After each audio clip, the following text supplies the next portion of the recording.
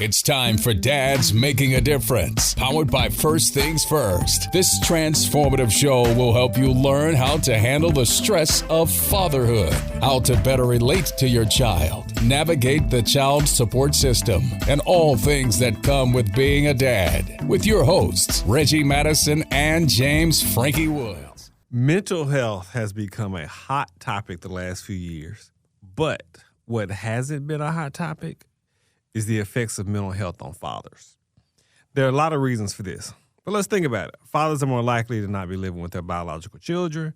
They're more likely to be living alone. They're more likely to be incarcerated, least likely to find support in the church or the nonprofit world or from the government. Fathers are more likely to simply go unnoticed. So, of course, there's not enough discussion of mental health for fathers.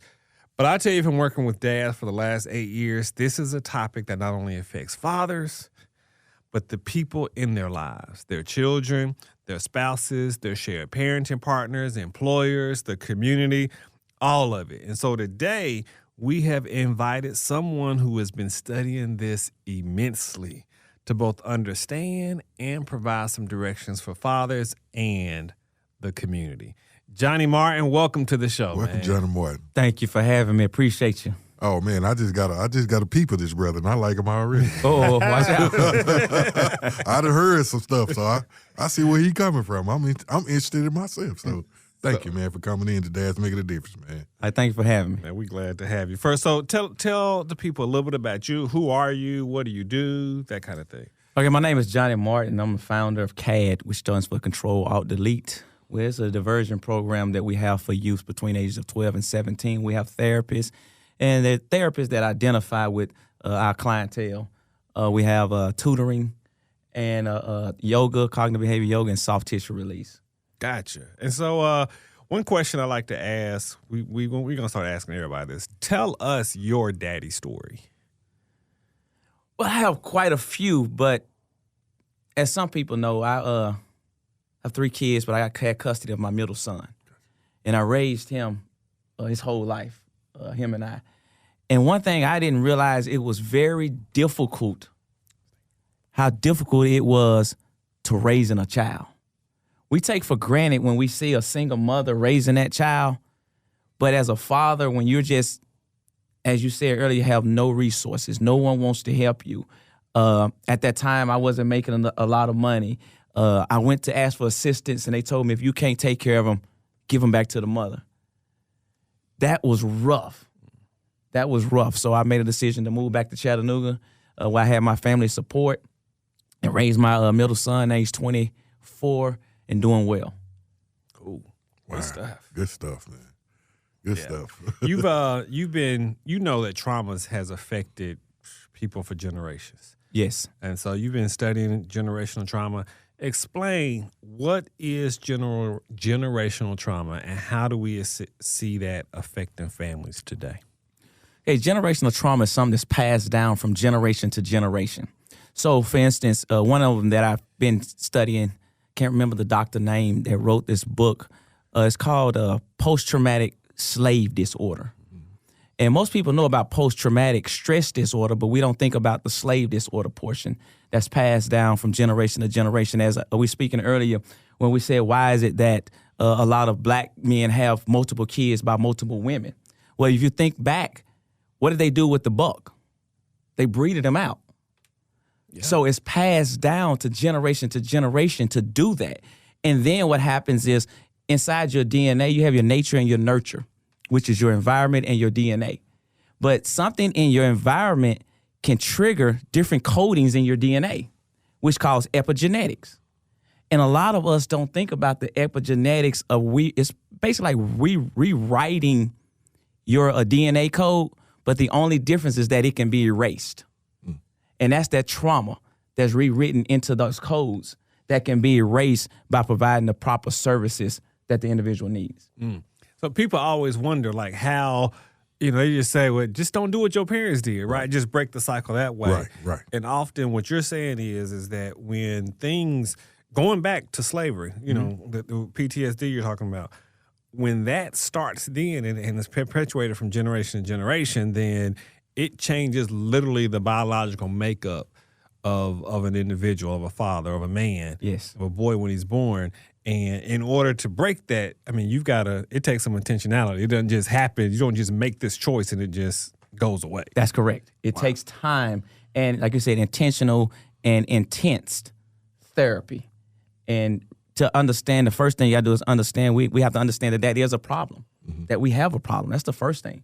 And then we have to understand that it's okay not to be okay. It's okay. Because what we do is, especially fathers, we think that we have to be the strong, the protector, the provider, the one that knows everything, which now turns into the thing we call toxic masculinity, to where we have to be in total control of every situation, to where we really don't. We don't ask for help. How many men that's having, let's say fathers that's having marital problems, gonna come and talk to somebody about it? We don't. We hold it in. And then it manifests into behavior issues, aggression. Yeah. So you're talking about some of the post-traumatic slave disorder that happened.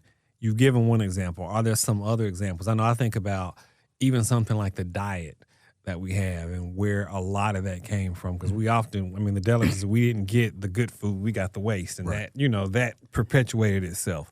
The Jim Crow laws. We can look at the judicial system now, how unfair it is to fathers. We can look at, you said the dieting, the educational system, the setting up for third grade to prison pipeline, which mostly affect their inner city youth, and they identified it at third grade. So all of this is triggering back to starting with slavery. Every bit of it. And when I know we say we don't really want to talk about it, but we have to talk about it in order to release it. You have to be able to release it, and if you don't talk about it, you're keeping it bottled down inside. And when you do it, I use the analogy of a Coca-Cola bottle. If you grab a Coca-Cola bottle and shake it up, are you going to open it right then? Nope. Why not? Nope. Nah, it's going to explode. It's going to explode. But if you let it sit and you slowly open, and then you completely open it, it's settled. It's the same thing with us. If you teach us how to handle that stress and trauma and deal with it, and I never use the word coping, because coping is a mechanism like drugs and alcohol and other things to cope with it. But if you teach them how to identify that I am that Coke bottle, that I do need to calm down and breathe, that I do understand the trauma is going through, you will never have the explosion. So what is it people should be talking about? Like what, we got to talk about it. What is it? How do you get into that conversation? How do you get dad? What is it dads need to be sharing with each other, exploring, talking about, discussing? Right. That's what I was thinking. Like, what ages do you start putting that into your kids, to your sons? As soon as they're born. First 3 years are very important. First 3 years of a child's life, development of the brain. The brain is very elastic. That's why we call our program CAD, which stands for Control, Alt, Delete. What does that do? That reboots the computer. So we have to reboot our minds. Everything is a mentality. Your mind is the most powerful tool you have. It can overcome anything your body tells it that it can't. So I say starts from the time your child is born. Just as they say, let them listen to jazz music inside the belly. When they come out, letting them listen to soft music. Read to them. All this starts from the time they're born is when we should be doing it. How does this stuff affect the mental health for men? Like, because we've seen more depression lately. Yep. We've seen, obviously, some of the mental health, diagnosis, bipolar, schizophrenia, things like that. We've seen a lot of anxiety. How is this affecting that? To the mental health portion? Yeah. Well, I think this is just me thinking now. I think most of it is we can see it manifesting into these shootings. We can see it manifesting into kids getting suspended. We can see it manifesting into all behavior issues as far as aggression. That's how we can see it. You have to look for it and be intentional. Yeah. You have to be intentional. When I deal with the kids in the schools, everything I do is intentional. And it's always from a cognitive development state. Always making you think, always making that brain move.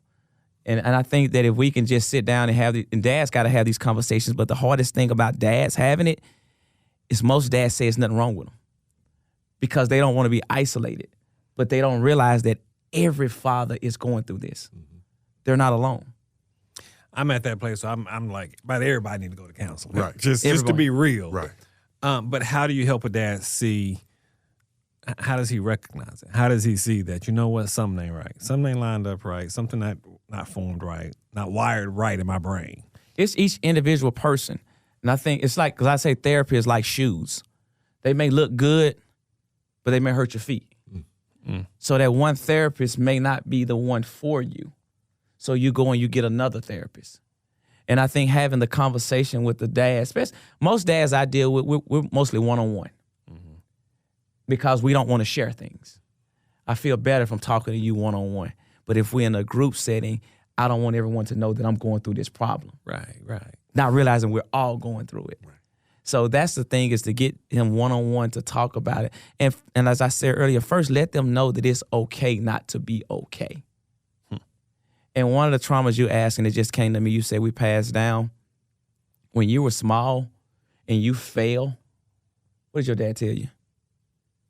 What did men tell you? Get back up. Yep. Get back on Get up, it. suck it up. Stop crying. You acting like a little girl. Right. So what you have done is you have attached a normal emotion to pain, which is crying, and added a feminine characteristic to it. How fair is that? Mm-hmm. So now this little boy said, I can't cry because I'm acting like a girl. Mm.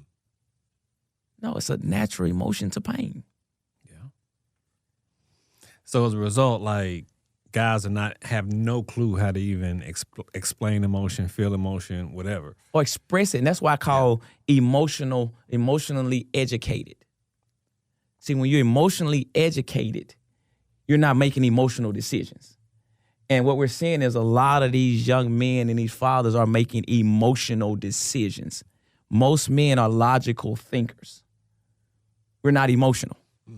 So when you're not emotionally intelligent, you're going to make bad decisions emotionally. Yeah, you just hit on something. Yeah. So man. So my next question to you is just to hear you speaking is new to me, and so I'm taking it all in, but I'm always learning. I'm always learning by listening to brothers like you and just being around brothers, just soaking it up like a sponge.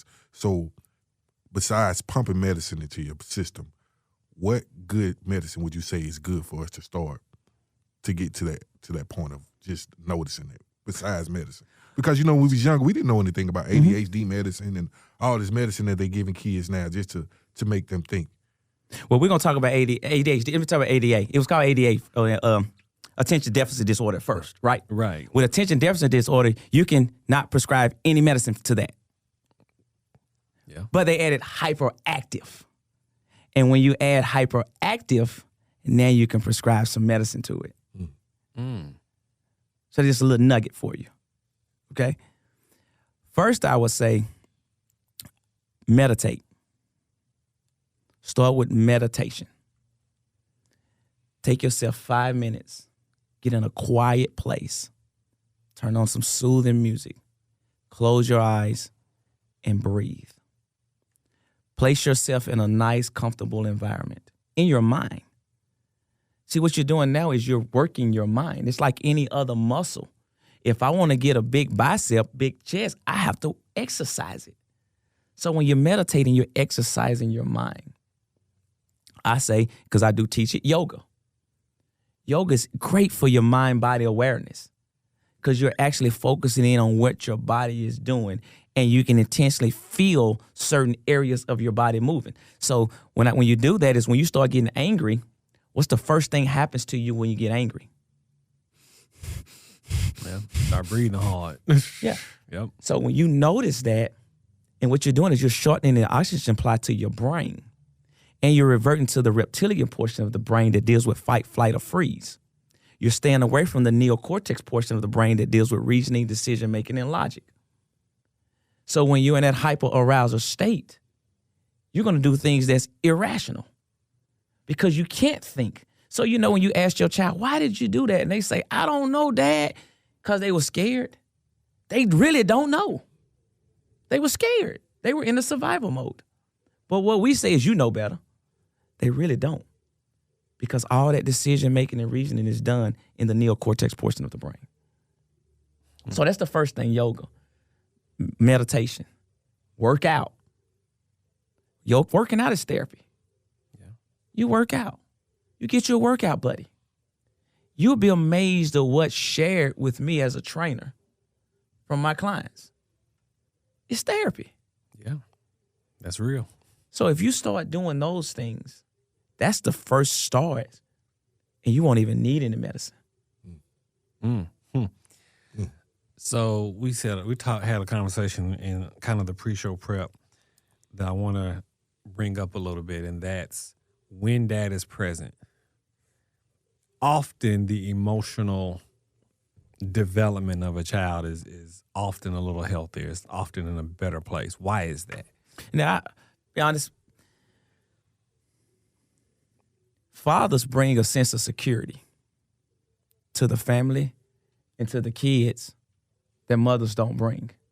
And not knocking mothers. We need them. You need the father and the mother. But that sense of security is massive. Just think about when you go in the house and you hear a noise and your father's there. You're not as scared. You're not as jumpy. Because why? Dad's there.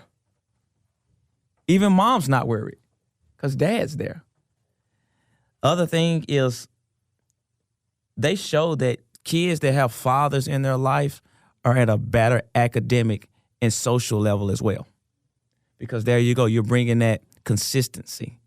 You're bringing that structure that child needs to help them out with that. And what I'm saying is numbers, it's stats. It's not me. So don't get mad at me, listeners.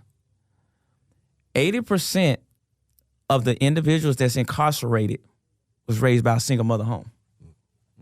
Single mother home. Single fathers have the same outcome as a mother and father raising a child. Think about that for a minute. That's how powerful it is to have a father in the home. But 90% of the custody issues are given to women. Yep. Yeah. We see it every day. You see it every day. I just got off the phone with a young man who's about to come through Dad's Making a Difference with the same situation. And it was an age gap, but to hear this young man say, I still wanted to be a part of the situation, even though I know she's younger. He said she's not mature yet. And so I know it's an age gap, but I still want to be a part of her life, and I still want her to be a part of my kid's life, but she doesn't want that. But see, you need it because a father shows, especially a young man. See, we're all born males, right? Right. We turn into men. Right. See, just because you're 30 doesn't mean you're a man. Come on. I mean, you're a male, but it doesn't mean you're a man if you're not mentally prepared to be a man. Right. So that father to that young boy is going to teach him what a male is and what a man is. And when you know what both parts of them are, then you're going to thrive.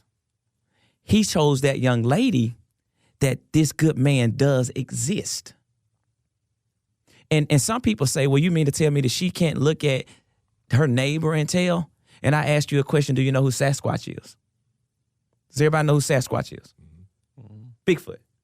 Have you ever seen him? Does he exist? That's how, the way you look at me is how that young lady look. Does that man really exist? I don't know because he's fictitious.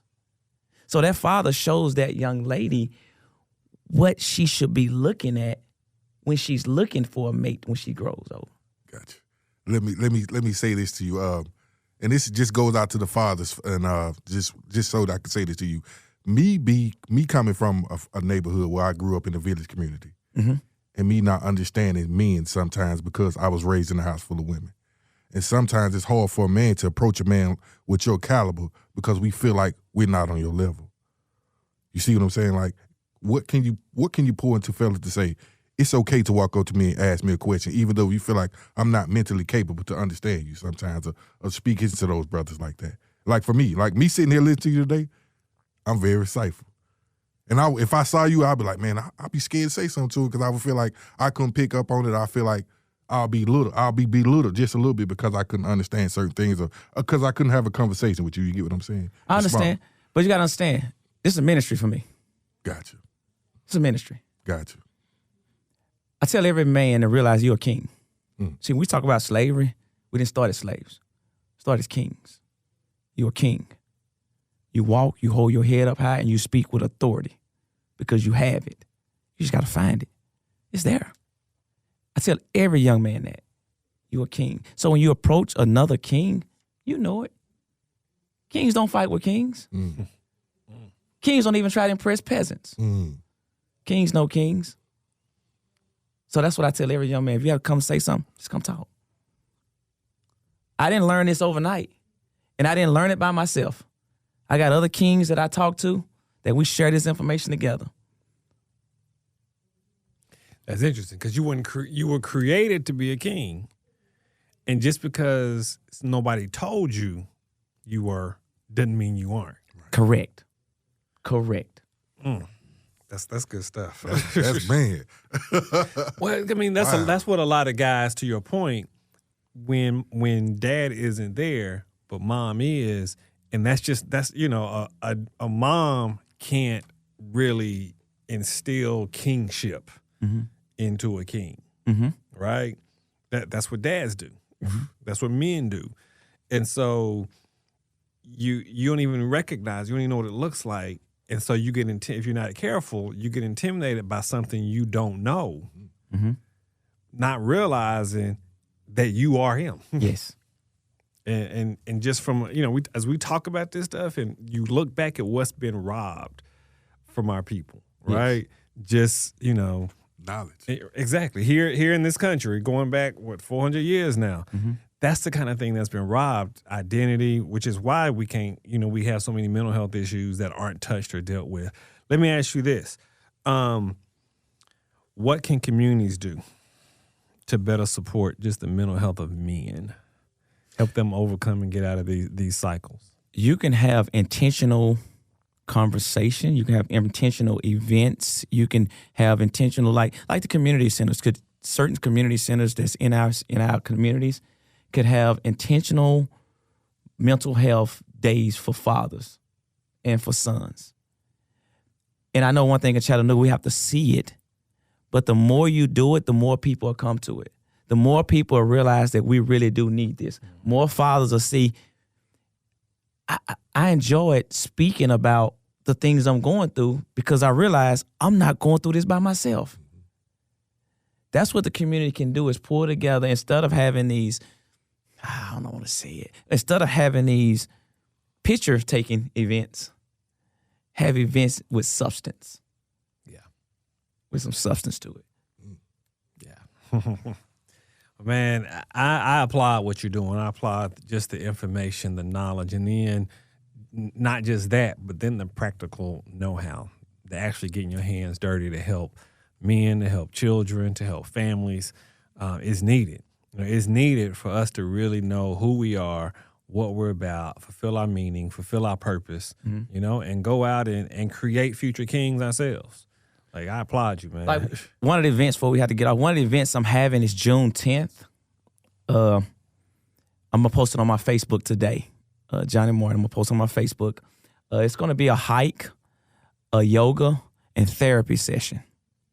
We're going to take it's fathers and sons, or it doesn't have to be fathers and sons. If you have a young man that you mentor, any type of father figure and son, we're doing it June 10th. It's going to be at 8 o'clock. It'll be posted on my Facebook because I don't have all the details about it.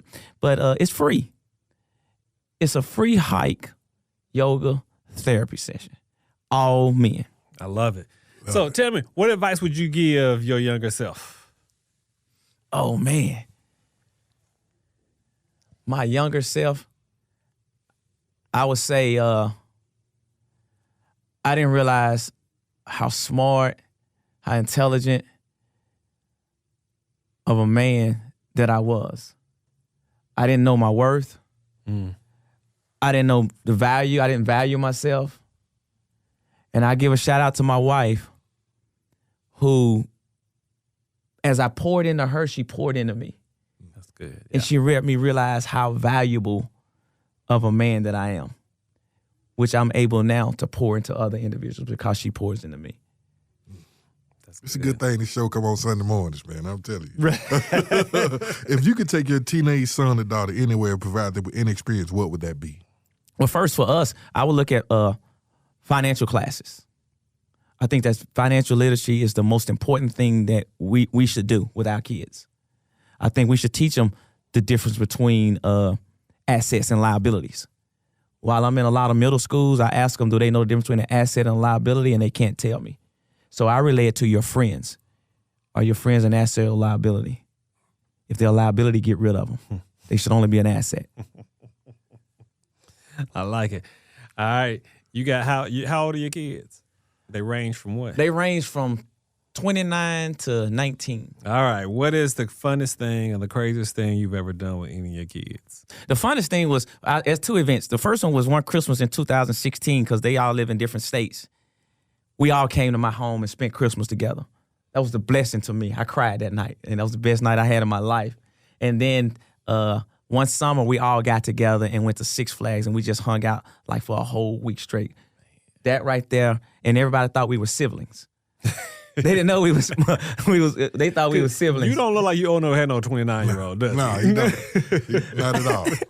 I know, man. I'm almost 50 years old. So tell people, how do people get a hold of you? Like, how do they Please follow tell you? us. Please tell us. I'm on Facebook as Johnny Martin. I have Instagram as Johnny Martin. I have Young Yogalist because I teach kids yoga in daycares and learning centers and in the schools.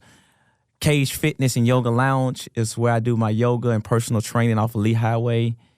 And if you just really want to call me, 423-596-0040. Just holler at me. We can talk about anything. And Johnny, he don't mind talking. He got he got a lot of knowledge he want to share. So I love it, man. Gotcha, man. We want to thank you for coming to Dad's Making a Difference, man, and just keep doing what you're doing in our community, and just be on the lookout because I see a part two of your future, bro. Thank you, my brothers. Thank you for having me here. And keep making a difference. Thanks again. Thank man. you. You've been listening to Dad's Making a Difference, powered by First Things First. Join us for our next episode.